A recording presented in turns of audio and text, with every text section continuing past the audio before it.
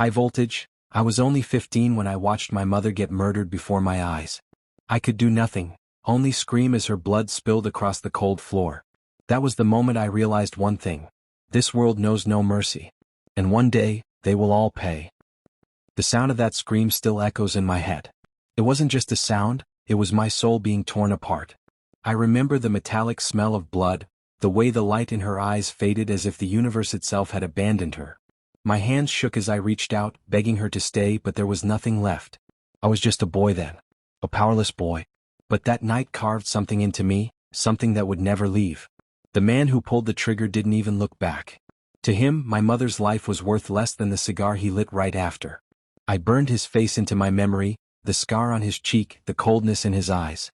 He was wealthy, untouchable, surrounded by men who would kill without hesitation. I swore that night I would never forget. The police never came. Or maybe they did, but it was useless, they were already in his pocket.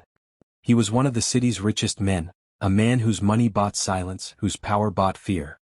And I was nothing. A boy with no father, no home, no protection. They thought I'd break. They thought I'd starve on the streets, that grief would bury me before I could grow. But they didn't know what grief does to a heart like mine. The first year was hell. I slept in abandoned buildings, stole food when I had to, fought for scraps against other desperate kids. My hands bled, my body starved, but my mind sharpened. Every night I replayed that moment, every detail, every sound, every breath of the man who took my mother from me. Hatred was the only thing that kept me alive. People passed me on the streets, pretending not to see me. To them, I was just another shadow, another broken soul. But I watched them. I learned. I saw how the rich moved, how the poor obeyed, how fear controlled everything. I realized something. If I wanted revenge, I couldn't stay a shadow. I had to become something else. Something stronger. It started with small things. I found men who hated the same people I did, gangs, outcasts, broken men with nothing left. I listened to them. Learned their tricks. How to fight, how to steal, how to survive. But while they wasted their lives in petty wars, I kept my mind focused. Every punch I took, every bone that cracked, every scar I earned, I stored it all as fuel. One day I told myself this pain would come back to them 1,000-fold. Years passed. I grew taller, stronger. The scared boy who once cried over his mother's body was gone. In his place was something else. But I never forgot her voice. The last thing she whispered before they took her life. Run. I didn't run. Not then. Not ever. By the time I was 20, I had contacts. Not friends, I couldn't afford those, but people who owed me, people who respected the way I never broke. Whispers about me began spreading in the alleys. The boy who survived, the one who never forgot. And then one night I heard his name again. The man who killed her. He was still out there, still powerful, still untouchable. But no man is untouchable forever. That was when my plan truly began. Not just revenge. Justice. My justice. And I would make him beg for death before I gave it to him. I had no money. No power. No allies worth trusting. But I had something far more dangerous. Time. Time to study my enemy. Time to learn his world. Time to become the kind of man who could destroy him from the inside. At 21, I walked into my first underground fight club. The air was thick with sweat and blood.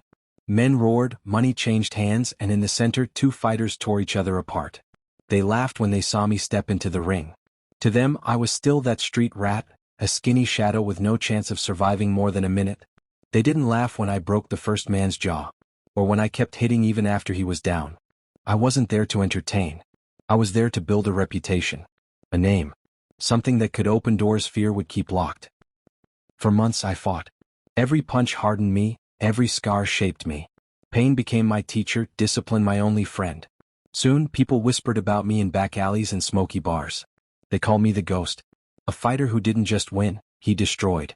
But I wasn't chasing glory. I was chasing him. Because the man who murdered my mother didn't just own companies and politicians. He owned men like these. Fighters. Killers. Guards. If I wanted to reach him, I had to become a monster they would fear.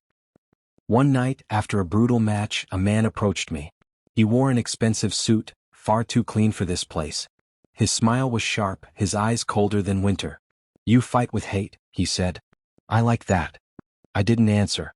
He slipped a card into my hand. "No name, just a number. Call me when you're ready to stop wasting your talent on scraps." That was the first real step. A door into his world. For weeks I hesitated. The number burned in my pocket. I knew what it meant, working for the powerful, the corrupt. Becoming the very kind of man I hated. But revenge demands sacrifice. And I was willing to sacrifice everything. Even myself. So I called. The job started small. Collections, intimidation, shadow work. They thought I was just muscle. They didn't know I was studying them, memorizing every detail of their networks. I learned who carried guns, who carried secrets, and who carried fear. I never drank, never bragged, never trusted. That made them suspicious at first, but eventually, it made them respect me. Because in a world of liars and addicts, the man who says nothing is the most dangerous. Years passed like this. Slowly I climbed higher.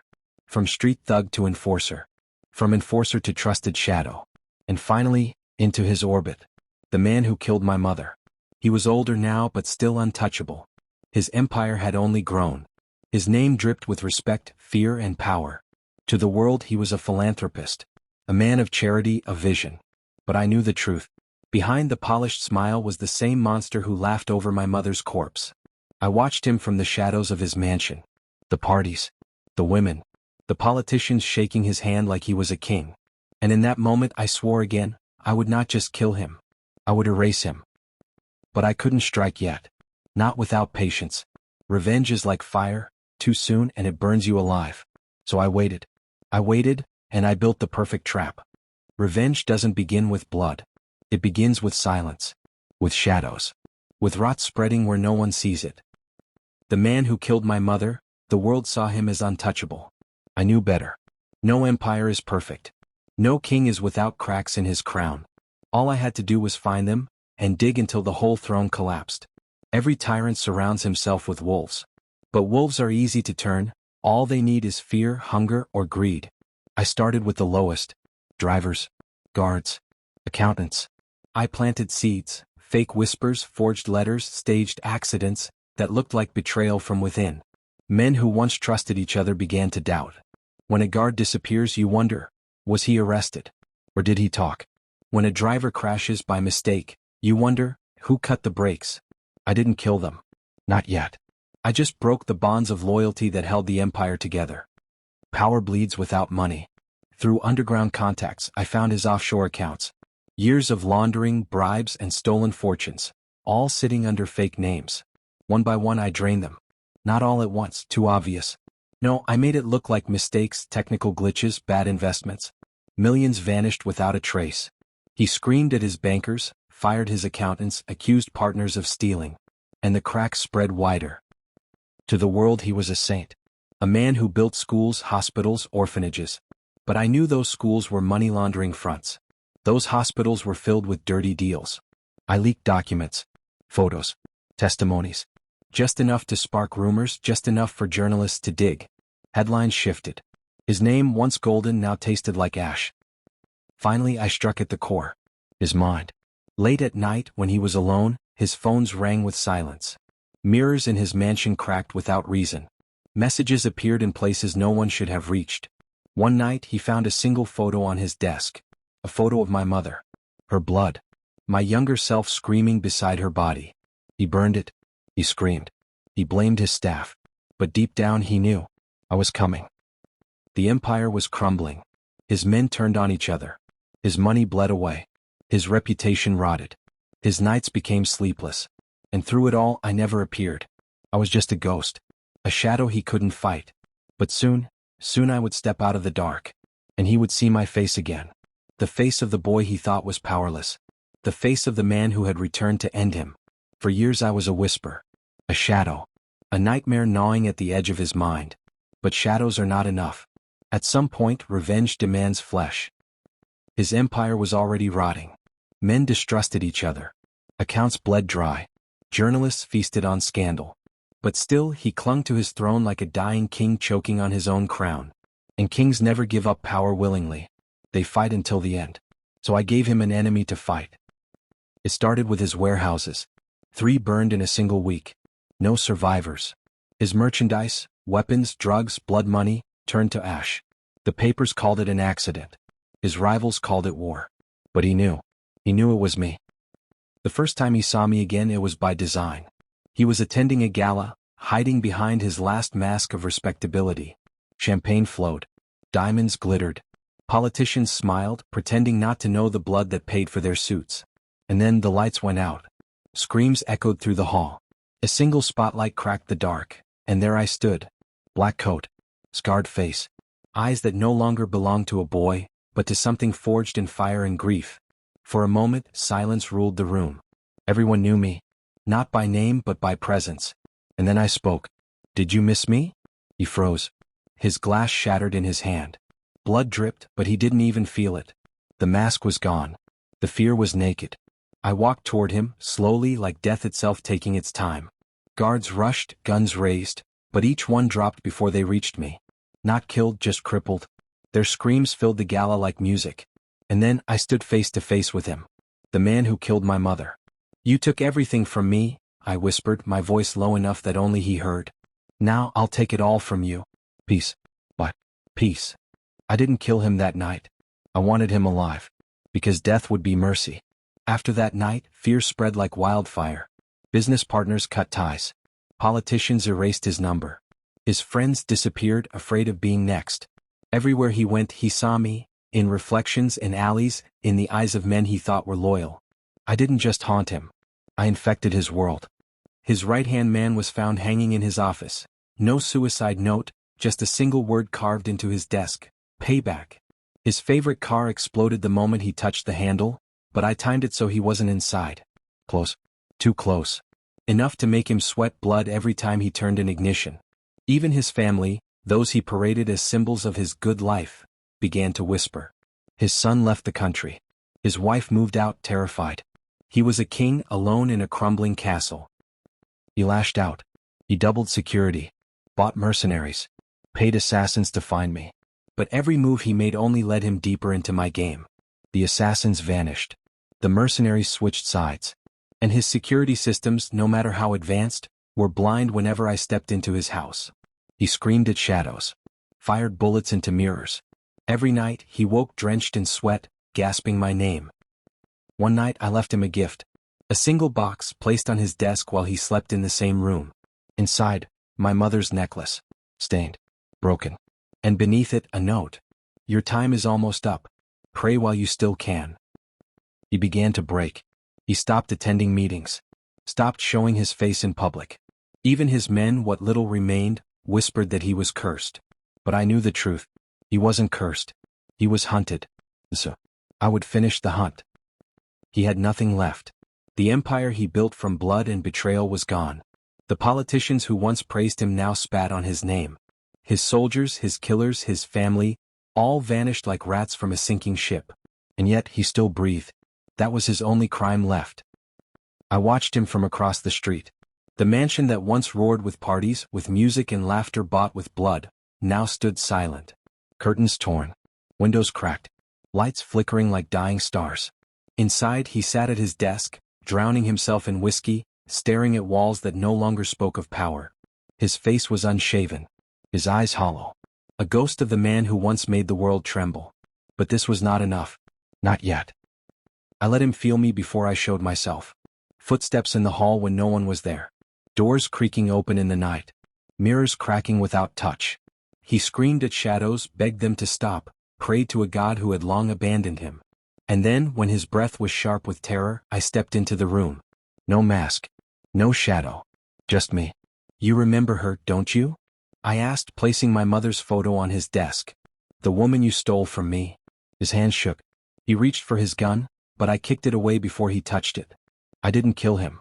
Not yet. Instead, I carved one word into the wood of his desk with my knife. Soon. And then I left. Left him to drown in his fear. Every night I returned. Sometimes he saw me. Sometimes he only heard me. A whisper in his ear. A shadow crossing the room. I poisoned his sleep, his sanity, his very will to live. He stopped eating. Stopped speaking. Every hour stretched into torture. And still I waited. Because revenge is not a single strike. It is a slow fire that burns until nothing remains. One night, drunk and broken, he shouted into the empty air. "Yes, I killed her. I killed your mother. And I'd do it again." He collapsed into sobs. Pathetic. No one heard him but me. And yet it wasn't enough. I needed the world to hear his guilt. So I recorded it. every scream, every broken word. And by morning, his voice was everywhere. On the news, on the internet, on the lips of every person he once commanded. There was no running now. No hiding. Only me. When I finally came for him, he didn't resist. He was too tired. Too destroyed. I tied him to the chair in the very room where my mother once begged for her life. And as I sharpened my blade, I leaned close and whispered, "You thought her screams would fade. You thought I'd forget. But tonight, you will feel every second she felt. And unlike her, you will not find peace." His eyes widened. Tears streamed. But I had no mercy left to give. The night stretched long. His screams filled the house like a symphony of justice. Slow. Precise. Endless. When the sun finally rose, he was silent. His body, broken. His empire, ashes. And me? I stood over him, breathing steady, eyes cold. I didn't smile. I didn't laugh. Because revenge is not joy. It is balance. And balance had finally been restored. The room smelled of iron. The floor was painted red. His breathing was shallow, broken, almost gone. I stood there, the knife still warm in my hand, but my heart, silent. No victory. No relief. Just silence. I leaned close, my voice steady, calm, like his life had no more weight than a whisper. "Do you hear it? The silence? That's the world without you in it. My mother's last breath still echoes here. But now, finally, so do yours." His eyes twitched once, then froze. A single tear ran down his cheek. Not for regret. No, men like him never regret. It was fear. And I made sure fear was the last thing he ever knew. I didn't leave his body to rot in that chair. I set the whole house ablaze. The flames swallowed his empire room by room. Every photograph, every trophy, every lie he built, turned to smoke. I watched from the street as the mansion collapsed in on itself, fire roaring into the night sky like judgment. No one came to help. No one cried for him. The city seemed lighter without him. But inside me, the weight was still there. The next morning, the news spread like a storm. A powerful man found dead in mysterious fire. Audio confession leaked before death. He admitted to countless murders. City freed from shadow of crime. People celebrated. Strangers smiled, thinking justice had finally come. But none of them knew. None of them knew how justice came. None of them saw what I had done with my own hands. And none of them ever would. I returned to the small apartment I called home. The same place where I once sat as a boy, clutching my mother's photograph, swearing I'd make the world pay. I stood before the cracked mirror. My reflection stared back, eyes hollow, face harder than stone. Was this what she would have wanted?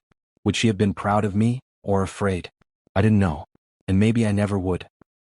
That night, as I lay in silence, I heard her voice in my head. Soft, gentle. "My son, you can stop now. You've carried enough pain." I closed my eyes, gripping the photo I had carried through every storm. For the first time in years, I let my body rest. Not because the war was over, but because I had finally won the only battle that mattered. The city thought their nightmare was gone. They thought one man's death was the end of it all. But I knew better. Monsters don't live in mansions. They live in every shadow, every street, every soul hungry for power. And now they feared me. Because the story of what happened spread in whispers. The boy who lost everything grew into a ghost. And that ghost hunts. I wasn't just a son anymore. I wasn't just a victim. I had become the thing they could never kill. Their own fear.